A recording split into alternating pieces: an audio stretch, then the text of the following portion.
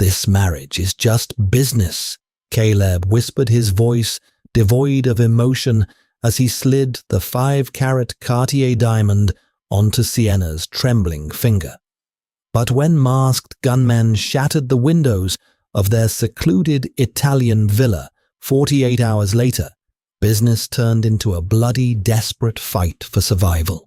The heavy Gothic doors of St. Patrick's Cathedral in New York City remained shut against the bustling Manhattan afternoon, sealing the fate of 2 powerful dynasties inside. The air was thick with the scent of white lilies and unspoken hostility.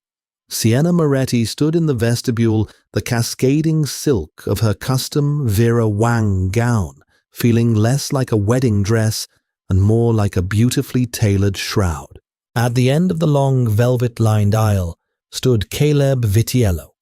He was the newly crowned boss of the Vitiello Syndicate, a man whose reputation for calculated ruthlessness had earned him control over the eastern seaboard's underground ports. He wore a bespoke Brioni tuxedo that fit his broad shoulders flawlessly, his sharp jawline set in stone, his dark eyes betraying absolutely nothing. This was not a union of love. It was a hostile takeover wrapped in white lace. Sienna's father, Giovanni Moretti, gripped her arm with bruising force. "Smile, Sienna," he muttered through clenched teeth, his voice barely audible over the swelling chords of the pipe organ. "The Romanos are watching. If you show fear, they smell blood." Sienna didn't nod. She simply locked her eyes forward, stepping into the cavernous nave. Hundreds of guests turned to watch her, a sea of made men, corrupt politicians, and high society socialites. She knew exactly what this was: a treaty. Her family's territory in exchange for Vitiello's military muscle to crush their mutual enemy, the Romano faction. When her father finally handed her off, Caleb's grip on her hand was ironclad, but entirely devoid of warmth. As the Archbishop droned on about holy matrimony and eternal devotion, Caleb leaned in. The scent of bergamot and expensive tobacco washed over her. "Don't look so tragic," Caleb murmured, his lips barely moving. "It's bad for the optics. I'm marrying a monster to save my father's empire," Sienna whispered back, keeping a placid, camera-ready smile on her face. "Forgive me if I don't swoon." Caleb's jaw tightened. He turned to face her, slipping the massive diamond ring onto her finger. "Let's get one thing straight, Sienna. I didn't ask for this either. You get my protection, your father gets to keep his breathing privileges, and I get the shipping routes. This marriage is just business. Don't expect a husband. Don't expect romance. Stay out of my way, and we'll get along perfectly." "Gladly," she replied, her voice dropping to a freezing whisper as they turned back to the altar. The reception at the Plaza Hotel was a masterclass in organized hypocrisy. Crystal chandeliers cast a warm glow over tables laden with beluga caviar and Dom Perignon. Caleb and Sienna navigated the ballroom like seasoned diplomats. They posed for the society photographers, accepted the hollow congratulations of rival capos, and moved through the mandatory first dance with mechanical precision. During the dance, Sienna felt the rigid tension in Caleb's back. He wasn't looking at her. His eyes were scanning the exits, tracking the movements of his heavily armed security detail subtly stationed at every door. "Leaving for Italy tonight?" asked an older scar-faced man who approached their table. It was Salvatore Caleb's underboss, midnight flight out of Teterboro. Caleb confirmed, his tone clipped. "Keep the city locked down while I'm gone. The Romanos might try to test the new alliance." "Enjoy the honeymoon, boss," Salvatore said, though his eyes lacked warmth. "You've earned some peace." 3 hours later, The newlyweds were sitting in complete silence aboard a private Bombardier Global 7500 jet. The lights of New York faded beneath them, replaced by the vast, dark expanse of the Atlantic. Sienna stared out the window, a glass of untouched bourbon in her hand. Caleb was buried in a leather portfolio of financial documents, already ignoring her existence. The boundary lines had been drawn. It was supposed to be a simple, cold arrangement. Neither of them knew they were flying directly into an ambush. The Ligurian coast was blindingly beautiful, a stark contrast to the dark underworld Caleb and Sienna had just left behind. Their black Mercedes G-Wagon wound its way up the treacherous coastal cliffs toward Portofino. They weren't staying at the Belmond Hotel Splendido with the rest of the billionaire tourists. Caleb had secured a private historic estate overlooking the Sea Villa del Corvo. It was isolated, heavily gated, and allegedly impenetrable. As they stepped out onto the gravel driveway, the Mediterranean sun beat down on them. Sienna pulled her sunglasses down, taking in the terraced olive groves and the sheer drop to the crashing waves below. 2 guards at the gate, 2 patrolling the perimeter, and Julian inside. Caleb instructed his lead security man, a towering brute named Silas. "Understood, boss." Silas grunted, taking his position. Inside the villa was a sprawling masterpiece of Renaissance architecture, updated with modern security. Frescoes painted the ceilings, while reinforced steel framed the bulletproof glass windows. "Take the master suite," Caleb told Sienna, unbuttoning his suit jacket and tossing it over a velvet chair. He unholstered a sleek black Sig Sauer P226 and placed it on the antique mahogany dining table with a heavy thud. "I'll sleep in the guest wing. We have to stay here for 2 weeks to sell the story to the press and the commission. Find a book, tan, do whatever you want, just don't wander off the property." For the first 48 hours, they existed as ghosts, haunting the same opulent house. Sienna spent her time on the sun-drenched terrace, reading and drinking espresso. Caleb was glued to a secure satellite phone in his makeshift office, barking orders across the Atlantic. The tension between them was a physical weight, thick with mutual resentment, yet heavily laced with an undeniable, unacknowledged physical awareness. When they crossed paths in the kitchen or the hallway, the air crackled, leaving Sienna's pulse racing in a way she despised. On the 3rd night, a massive thunderstorm rolled in from the sea. The wind howled against the stone walls of the villa, whipping the cypress trees outside into a frenzy. Lightning fractured the dark sky. Sienna couldn't sleep. Wearing a silk robe over her nightgown, she wandered down to the massive kitchen to pour a glass of water. As she passed the main living room, she noticed Caleb sitting in the dark, a glass of scotch in his hand, watching the storm through the floor-to-ceiling windows. "Can't sleep?" he asked, his deep voice startling her over the rumble of thunder. "The wind," she said softly, stepping slightly into the room. Caleb looked at her, really looked at her for the first time since they had met at the altar. The coldness in his eyes shifted, replaced by something heavier, something exhausted. "It's quieter here than in New York. Too quiet. It makes me restless." Before Sienna could formulate a response, the power in the villa suddenly cut out. Plunged into absolute pitch blackness, the only light came from a subsequent flash of lightning.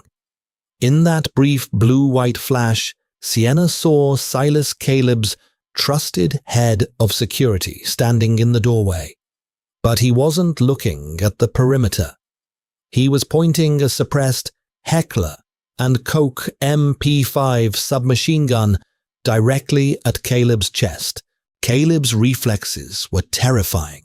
Years of surviving the syndicate had wired him for violence. Before Silas could pull the trigger, Caleb launched himself backward, kicking the heavy mahogany coffee table upward. Pfft, pfft, pfft. The muffled thwack of suppressed bullets tore through the heavy wood splinters, exploding into the air. "Sienna, get down!"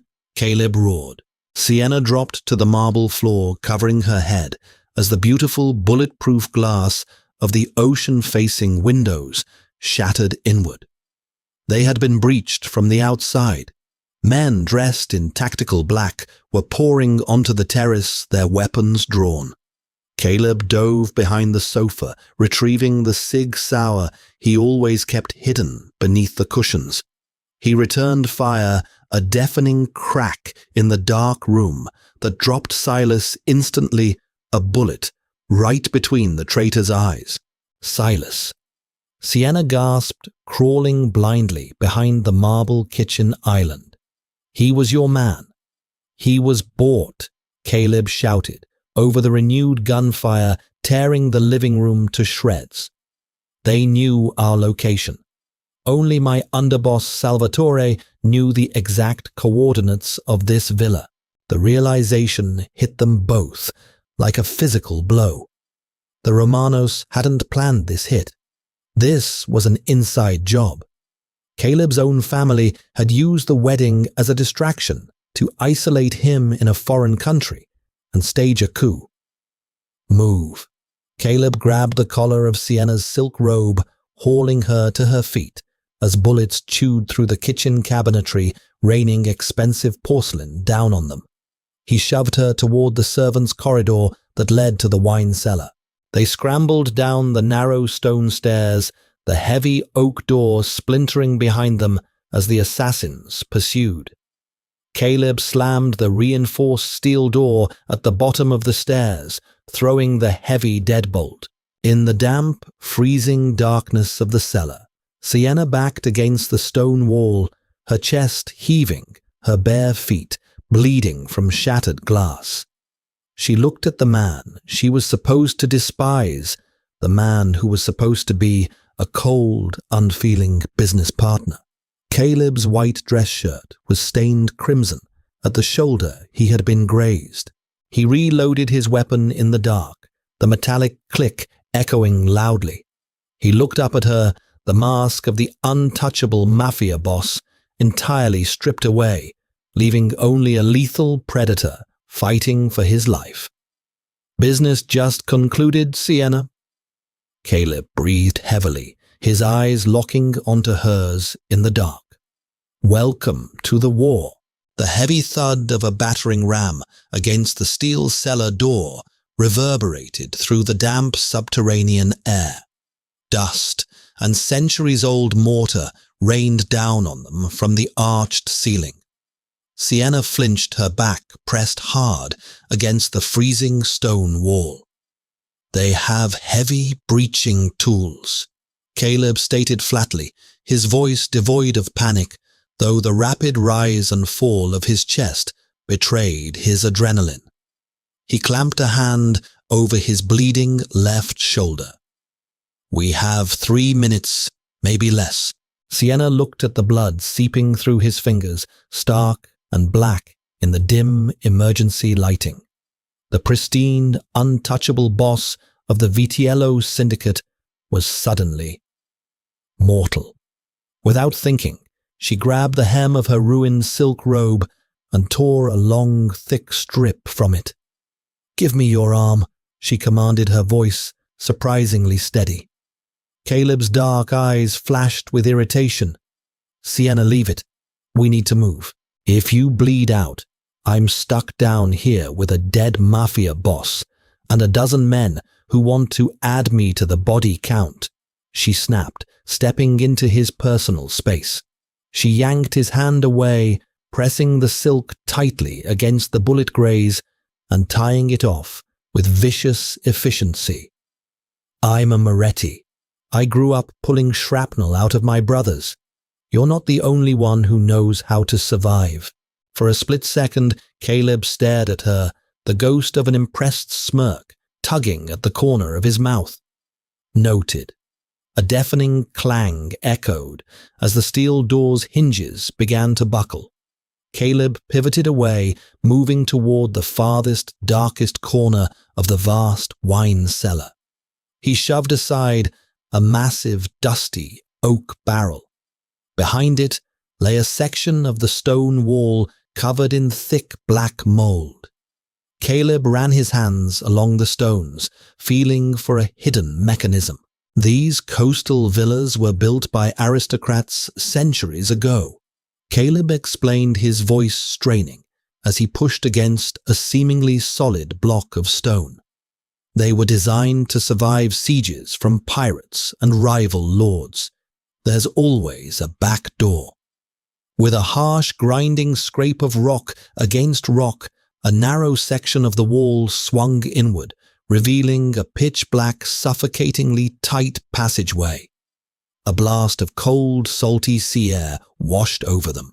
"Go," Caleb ordered, handing her a small tactical flashlight from his pocket. "Don't stop moving until you hear the waves." Sienna squeezed into the tunnel.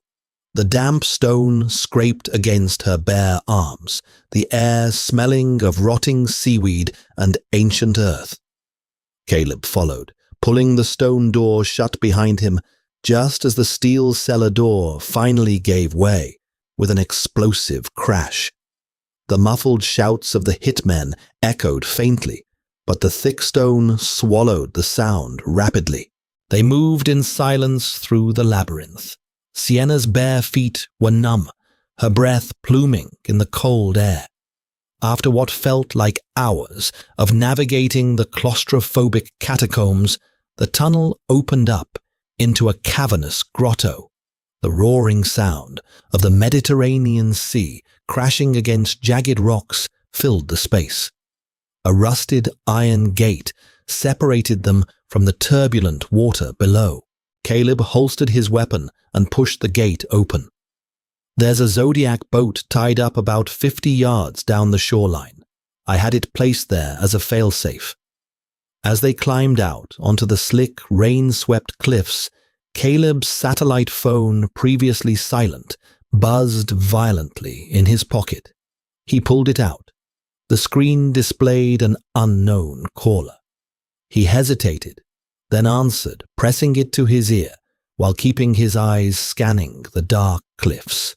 "Salvatore," Caleb said, his voice dropping to a lethal, quiet register. Sienna froze, watching the muscles in Caleb's jaw feather. "I assume since you're answering, Silas is dead." Salvatore's raspy voice drifted through the receiver, loud enough for Sienna to hear over the crashing waves. "A shame. He was expensive." "You overplayed your hand, old man," Caleb replied coldly. "You think you can hold the eastern seaboard without me. The commission will tear you apart." "The commission is already on board," Caleb. Salvatore chuckled darkly. "You see, this wasn't just my coup. A union between the Vitiellos and the Morettis makes us too powerful. People get nervous, and as it turns out, your lovely bride's father feels exactly the same way. Giovanni sends his regards." Sienna felt the blood drain from her face. The world tilted violently on its axis. Caleb's eyes flicked to Sienna, reading the absolute devastation in her expression. "Giovanni agreed to the marriage to lower your guard." Salvatore continued, relishing the reveal. "He gets the shipping routes, I get the syndicate, and you get a bullet in Italy. Tell Sienna her father said her sacrifice for the family will not be forgotten. It's just business."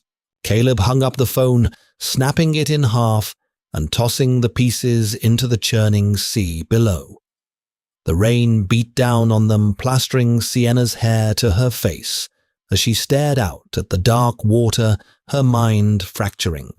Her father. The man who had walked her down the aisle, who had commanded her to smile for the cameras, had sent her to die. She wasn't a peace treaty. She was the bait. "Sienna," Caleb said softly, stepping toward her. He knew.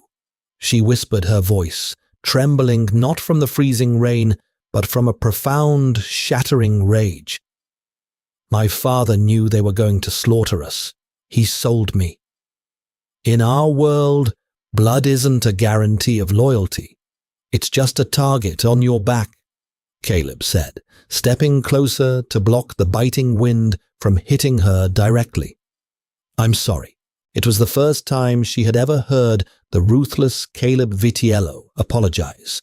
She looked up at him, her eyes burning with unshed tears, and in that moment, the final remnants of the terrified bride vanished. Something cold, hard, and terrifyingly sharp clicked into place inside her. "Don't be sorry," Sienna said, her voice dropping to a dead, hollow whisper. "Be furious, because we are going to kill them all." Caleb's lips parted slightly in surprise before morphing into a predatory, dangerous grin.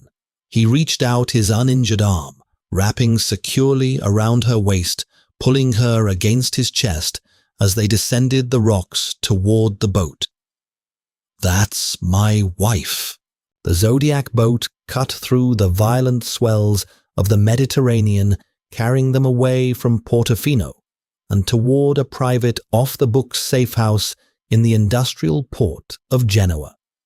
By the time they arrived at the nondescript shipping container, converted into a tactical bunker, dawn was breaking, casting a grey, bruised light over the coastal city.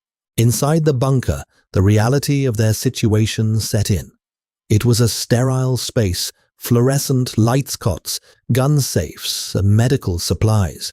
Caleb stripped off his ruined tuxedo shirt, his broad, heavily scarred back flexing, as he walked over to the stainless steel sink to clean his gunshot wound. Sienna didn't hesitate. She grabbed a first aid kit, poured a liberal amount of rubbing alcohol onto a gauze pad, and stepped up behind him. "Brace yourself," she murmured. When the alcohol hit the open wound, Caleb's back arched a low hiss, escaping his clenched teeth, but he didn't pull away. Sienna worked methodically, her fingers brushing against the hot, taut skin of his shoulders as she stitched the shallow graze and taped a clean bandage over it. "You have a steady hand," Caleb observed, watching her reflection in the small mirror above the sink. "I told you, I'm used to putting broken men back together," she replied, stepping back to admire her handiwork. Caleb turned around, closing the distance between them. In the harsh fluorescent light, the exhaustion and adrenaline stripped away all their carefully constructed walls. He reached up his rough fingers, gently tracing the line of her jaw, wiping away a smear of dirt and blood from her cheek. "You didn't break tonight, Sienna," he said, his voice a low, gravelly rumble that sent a shiver down her spine. "Most made men would have lost their minds in that cellar. You saved my life." Sienna looked up into his dark eyes, realizing the profound shift that had occurred. They had walked into the cathedral as business partners, entirely separate entities, playing a dangerous game. Now they were bound by blood betrayal and a mutual thirst for vengeance. We have left," she whispered, her breathing hitching as his thumb brushed across her lower lip. The tension that had simmered between them since the moment they met at the altar finally snapped. Caleb's hands slid into her damp hair, and he kissed her. It wasn't the polite stage kiss of their wedding day. It was desperate, punishing, and fueled by the raw adrenaline of surviving a massacre. Sienna kissed him back with equal ferocity, her hands gripping his shoulders, anchoring herself to the only real thing in a world built on lies. For a few stolen hours in the dreary bunker, the war outside ceased to exist. They found solace in the dark, messy reality of their survival, crossing a line from which neither of them could ever return. By noon, the business of vengeance had resumed. Caleb stood by a heavy metal table laden with maps of the eastern seaboard and secure communication devices. He had made contact with his cousin Matteo, a brutal enforcer based in Palermo, who commanded a loyal faction of Vitiello soldiers completely untainted by Salvatore's coup in New York. Matteo is flying 30 men into Newark tonight on private cargo planes. Caleb outlined, tracing a route on the map. Salvatore and your father believe we are dead. They're hosting a sit-down tomorrow night at the Moretti compound in the Hamptons to finalize the division of my territories. The entire commission will be there. They want to legitimize the takeover. Sienna noted, crossing her arms. She wore oversized tactical gear she had found in the bunker, making her look both fragile and deadly. If the commission signs off on my father and Salvatore's alliance, it becomes Mafia law. Which is why we are going to crash the party, Caleb said, racking the slide of an assault rifle. He looked at her, his expression entirely serious. Sienna, your father will be there. Are you prepared for what has to happen? She didn't flinch. Giovanni Moretti died to me the second he gave the green light on my life. I don't want an apology from him, Caleb. I want his empire. Caleb's eyes gleamed with dark pride. 72 hours later, the Moretti estate in the Hamptons was a fortress of wealth and power, illuminated by floodlights and guarded by dozens of armed men. Inside the sprawling mansion, the air was thick with cigar smoke and the clinking of crystal whiskey glasses. Salvatore and Giovanni Moretti sat at the head of a massive mahogany dining table surrounded by the heads of the 5 families. Caleb Vitiello was a strong earner, but he was reckless. Salvatore addressed the room, raising a glass. His tragic passing in Italy leaves a void that Giovanni and I are prepared to fill, ensuring peace and prosperity for all our mutual interests. Giovanni nodded solemnly, though his eyes gleamed with triumph. My daughter's death breaks my heart, but we must honor her sacrifice by maintaining order. Outside the heavy oak doors of the dining room, the shadows moved. Caleb's Sicilian enforcers had moved through the perimeter like ghosts. Armed with suppressed weaponry and tactical night vision, they had systematically dismantled the Moretti guards in complete silence. There was no alarm, no warning. Bam! The oak doors of the dining room exploded inward, kicked off their hinges by heavy combat boots. The room erupted into chaos. Mob bosses scrambled, drawing weapons, but they froze instantly. Standing in the doorway, flanked by heavily armed men, pointing laser sights directly at the chests of Salvatore and Giovanni, was Caleb Vitiello. He looked like the devil incarnate, dressed in a sharp black suit, an unlit cigarette dangling from his lips, holding a customized M4 carbine. Rumors of my demise have been greatly exaggerated. Caleb announced, his voice cutting through the stunned silence like a blade. Salvatore's face turned the color of ash. He dropped his whiskey glass. It shattered on the hardwood floor. Caleb, how? You always were sloppy with your subcontractors, Sal. Caleb mocked, gently stepping into the room. The laser sights from his men remained locked onto the targets. No one dared to breathe. Giovanni Moretti slowly stood up, his hands raised in a placating gesture, though his eyes darted around the room, looking for an exit. Caleb, listen to me. Salvatore orchestrated this. He lied to me. I thought he was protecting you and Sienna. Save it, Giovanni. A female voice echoed from the hallway. The crowd parted as Sienna stepped into the light. She was no longer the trembling bride in a Vera Wang gown. She wore a tailored black suit, her hair pulled back tightly, holding a 9mm Glock by her side. She looked exactly like the queen of the underworld she was born to be. Giovanni swallowed hard. Sienna, my beautiful girl, you're alive. No thanks to you, Sienna said coldly, stopping beside Caleb. She looked around the table at the terrified commission bosses. My father and Salvatore conspired to murder a maid boss and his wife on their honeymoon to steal their territory.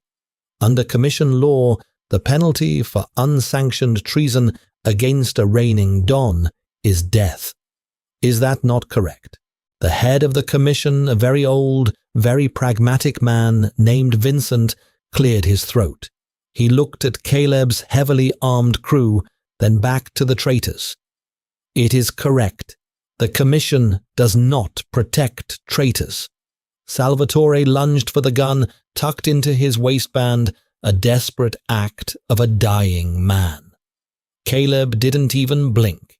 He raised his weapon and fired a single deafening shot. Salvatore's body was thrown backward over his chair, crashing to the floor in a lifeless heap. The room went dead silent. The smell of cordite filled the air. Caleb lowered his rifle and looked at Giovanni Moretti, who was now trembling violently. Caleb turned to Sienna, handing her the control. Your call, Mrs. Vitiello. Sienna looked at the man who had raised her, the man who had used her as a pawn and signed her death warrant. A tiny part of her, the child who had once worshipped him, broke permanently. But the woman who had survived the catacombs of Portofino felt absolutely nothing but cold resolve. Take him to the docks, Sienna ordered Matteo and the guards, her voice devoid of any warmth. Make sure he doesn't come back, Giovanni screamed, as Matteo's men grabbed him, dragging him out of the dining room. His pleas echoed down the grand hallway until they faded into the night. Caleb walked over to the head of the table, kicking Salvatore's empty chair out of the way. He poured 2 glasses of the incredibly expensive bourbon Giovanni had been drinking and handed one to Sienna. He raised his glass to the remaining members of the commission, who were still sitting in stunned, terrified silence. The Vitiello-Moretti alliance remains intact. Caleb stated, his eyes dark and commanding. My wife and I will be taking over her father's territories effective immediately. Are there any objections? The men around the table frantically shook their heads. Caleb turned to Sienna, clinking his glass against hers. The bloody honeymoon was over. The business arrangement had been burned to ashes, replaced by something infinitely more dangerous and indestructible. To a long and happy marriage. Caleb murmured, a genuine dark smile finally gracing his features. Just business, darling. Sienna smirked, taking a sip of the bourbon. Just business. And that concludes the bloody, thrilling tale of Caleb and Sienna, from a cold business arrangement to the ultimate mafia power couple. Their explosive honeymoon was anything but ordinary. If you love this dark romance and want more pulse-pounding dramatic stories, smash that like button and subscribe to the channel right now. Don't forget to share this video with your fellow drama lovers and drop your thoughts in the comments section.